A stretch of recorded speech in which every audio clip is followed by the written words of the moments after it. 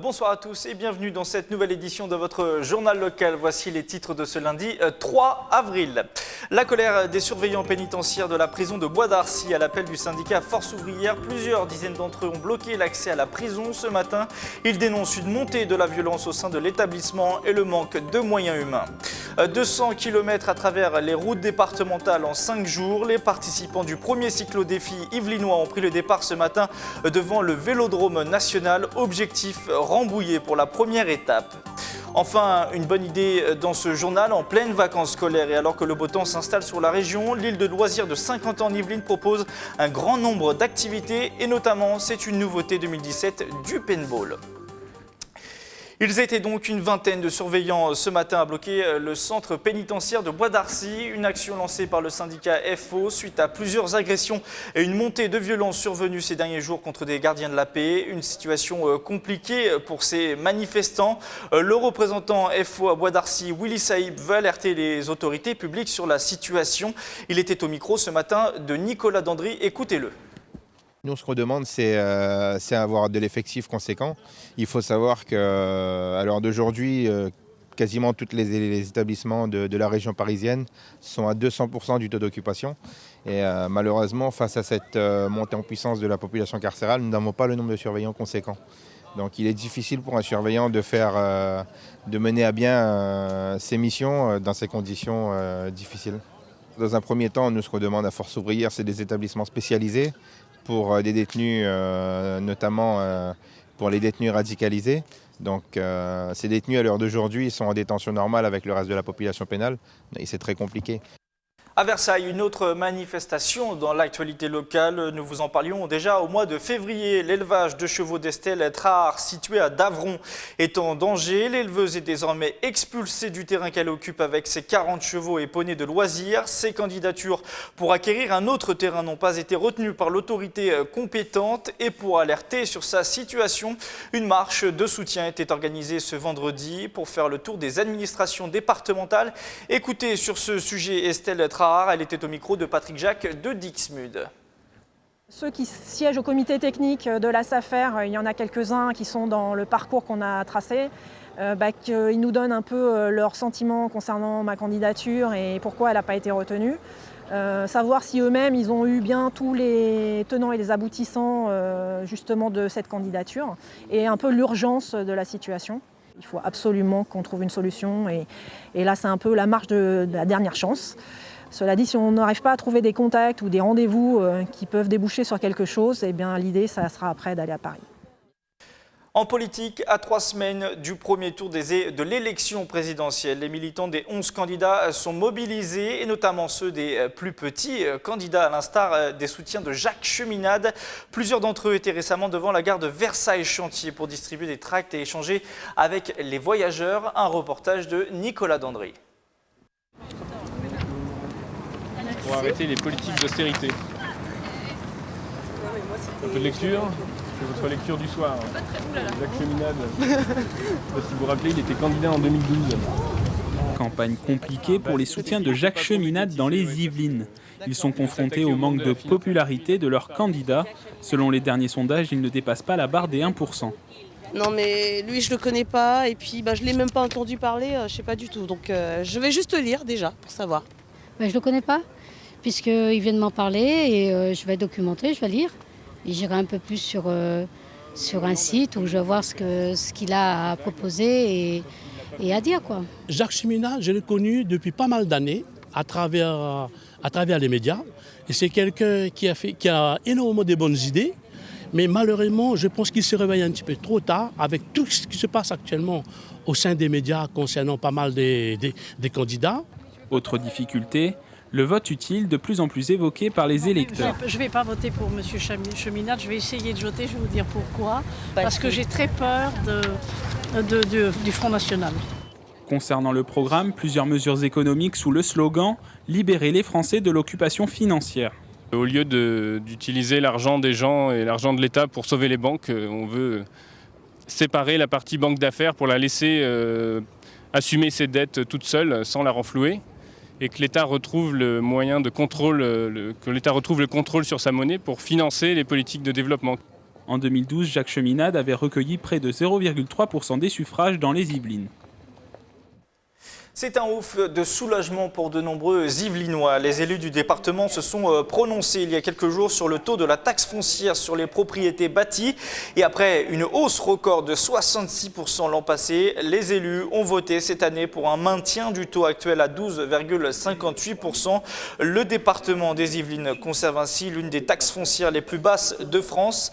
À noter aussi durant cette séance la signature d'un protocole d'accord pour l'implantation du nouveau centre d'entraînement du PSG à Poissy. Le club de la capitale devrait rendre ce déménagement effectif pour l'équipe masculine à l'horizon de la saison 2019-2020.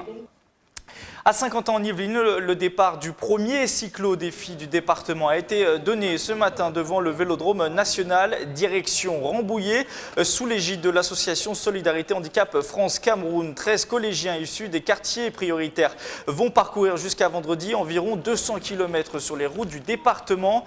Objectif, les aider à prendre confiance en eux et leur faire découvrir une autre facette de leur territoire. L'image des jeunes des quartiers prioritaires est négative. Pourtant, là-dedans, il y a certains qui sont bons. Ou même ceux qui ne sont pas bons, on peut aller chercher et améliorer. Donc, il y a ce leadership-là, travailler leur développement personnel. Et puis, l'étape aussi qui m'a beaucoup séduite, c'est de les sortir de leur environnement quotidien. Aller découvrir le département qui est le leur, s'en approprier. Nouvelle Job Academy pour la Banque Populaire Val-de-France. L'entreprise lance sa deuxième promotion avec la fondation Agir contre l'exclusion. Une vingtaine d'employés a accepté d'accompagner des demandeurs d'emploi. La première rencontre s'est tenue vendredi dernier dans les locaux de l'entreprise. Pendant 4 mois au total, les binômes vont se rencontrer tous les 15 jours. Écoutez d'ailleurs le témoignage d'un filleul et d'une marraine. Ils étaient au micro de Patrick Jacques de Dixmude. C'est des gens qui ont beaucoup d'expérience, ils peuvent nous conseiller pour se positionner sur une offre d'emploi ou bien aussi nous aider à modifier un peu les CV. Pour ma part, c'est une très bonne initiative. J'ai la chance d'être dans une entreprise, la Banque Populaire, depuis 22 ans. Et donc, je ne me suis jamais trouvée en situation de chômage. Et donc, il me semble important de faire profiter mon expérience des personnes qui sont en situation difficile. Je vous le disais en titre, c'est un bon moyen de profiter du soleil actuel en pleine vacances scolaires. L'île de loisirs de Saint-Quentin en Yvelines organisait ce week-end ses premières journées portes ouvertes. L'occasion aussi de tester une nouvelle activité sur l'île, le paintball. Retour sur cet événement avec un reportage de Nicolas Dandry et Camille Lambert.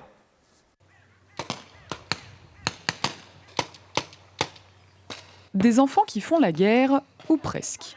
Ils ne risquent pas grand-chose si ce n'est une balle de peinture. En paintball, 2 équipes s'affrontent sur un terrain et pour survivre, il ne faut pas se faire toucher. C'était quoi ta stratégie ? Je reste derrière un arbre et je les retire dessus. On en a tué 4, mon frère 2 et après on a gagné. On est venu faire cette activité en famille, passer un bon moment. Les enfants aiment un peu les sports un peu extrêmes, donc on en profite.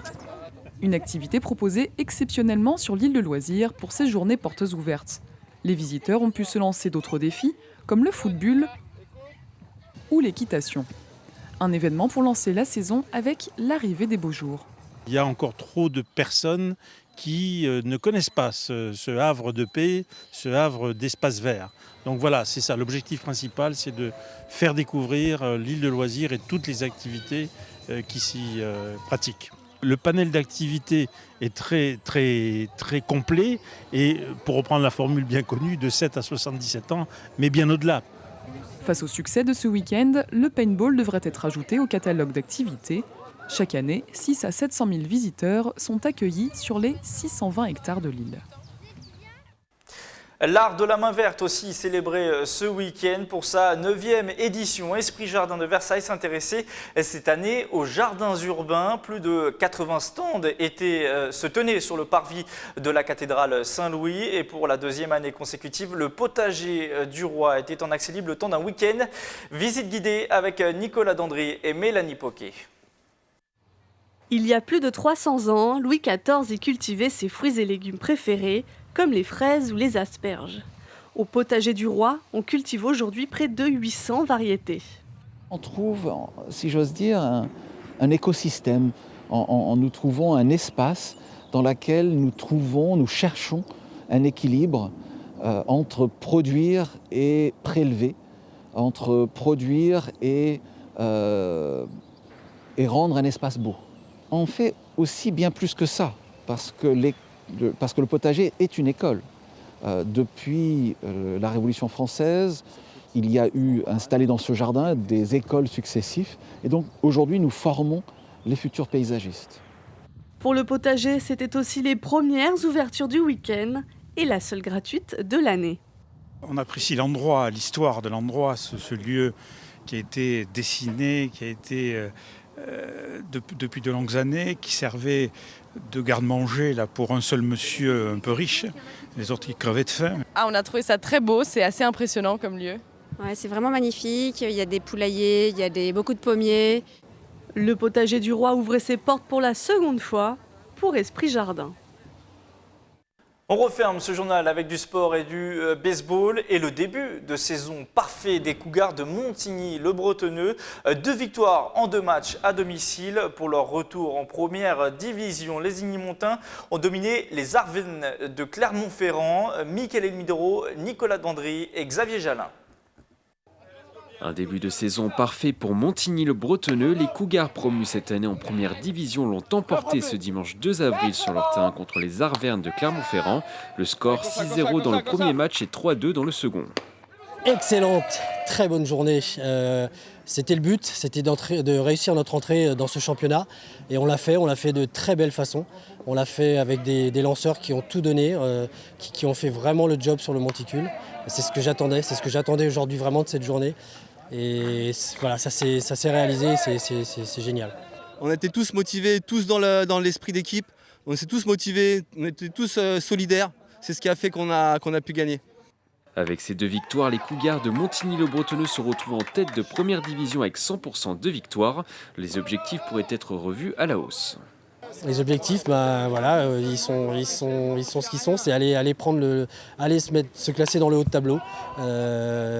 On a parlé de maintien, on a parlé de 5e, 6e place. Je pense qu'aujourd'hui, on peut aller grimper, on peut monter et se placer en haut de tableau. On peut aller faire les playoffs, aller, comme je dis, chatouiller les grosses écuries, les grosses équipes qui sont là depuis des années. On peut le faire, on peut vraiment le faire. Le prochain match va arriver vite. Les Cougars se déplaceront ce dimanche 9 avril sur le terrain de Rouen Baseball 76. Une équipe qui a soulevé 10 titres de champion de France dans son histoire et qui a remporté ses 2 premiers matchs lors de cette première journée. C'est la fin de ce 7-8 le journal. Tous nos reportages sont à retrouver en replay sur notre site internet tvfil78.com ou l'application tvfil78. Bonne soirée à tous.